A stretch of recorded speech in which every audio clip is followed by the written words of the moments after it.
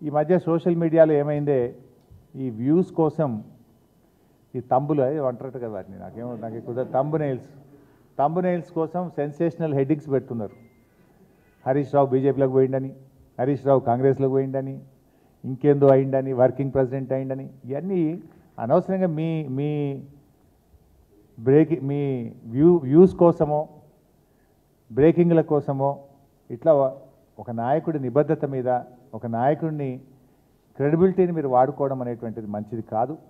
I appeal to all the media houses, particularly social media, ఇలాంటివి మానుకోండి. మీకు అంతా ఏదన్నా అనుమానం ఉంటే డైరెక్ట్గా నాతో మాట్లాడి పెట్టండి.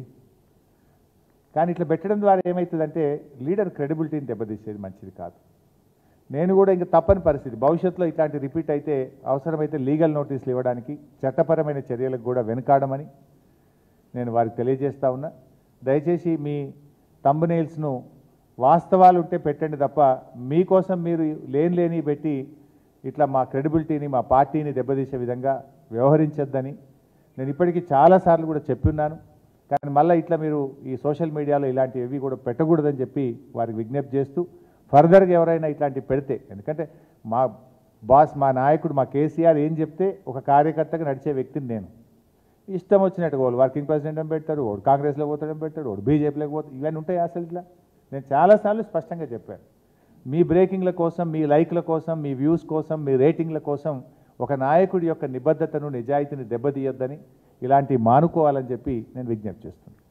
ఈ మధ్య సోషల్ మీడియాలో ఏమైందే ఈ వ్యూస్ కోసం ఈ తంబులు అంటారట కదా వాటిని నాకు ఎక్కువ తంబునైల్స్ కోసం సెన్సేషనల్ హెడ్డింగ్స్ పెడుతున్నారు.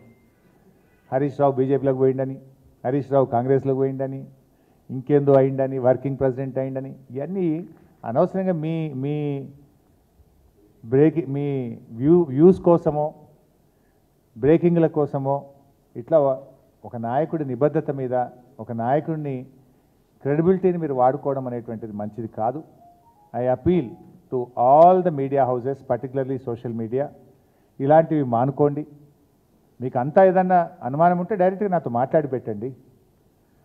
కానీ ఇట్లా పెట్టడం ద్వారా ఏమవుతుందంటే లీడర్ క్రెడిబిలిటీని దెబ్బతీసేది మంచిది కాదు. నేను కూడా ఇంకా తప్పని పరిస్థితి, భవిష్యత్తులో ఇట్లాంటి రిపీట్ అయితే అవసరమైతే లీగల్ నోటీసులు ఇవ్వడానికి, చట్టపరమైన చర్యలకు కూడా వెనుకాడమని నేను వారికి తెలియజేస్తా ఉన్నా. దయచేసి మీ థంబ్నెయిల్స్ను వాస్తవాలు ఉంటే పెట్టండి తప్ప మీకోసం మీరు లేని పెట్టి ఇట్లా మా క్రెడిబిలిటీని మా పార్టీని దెబ్బతీసే విధంగా వ్యవహరించొద్దని నేను ఇప్పటికీ చాలాసార్లు కూడా చెప్పున్నాను. కానీ మళ్ళీ ఇట్లా మీరు ఈ సోషల్ మీడియాలో ఇలాంటివి కూడా పెట్టకూడదని చెప్పి వారికి విజ్ఞప్తి చేస్తూ, ఫర్దర్గా ఎవరైనా ఇట్లాంటివి పెడితే, ఎందుకంటే మా బాస్ మా నాయకుడు మా కేసీఆర్ ఏం చెప్తే ఒక కార్యకర్తగా నడిచే వ్యక్తిని నేను.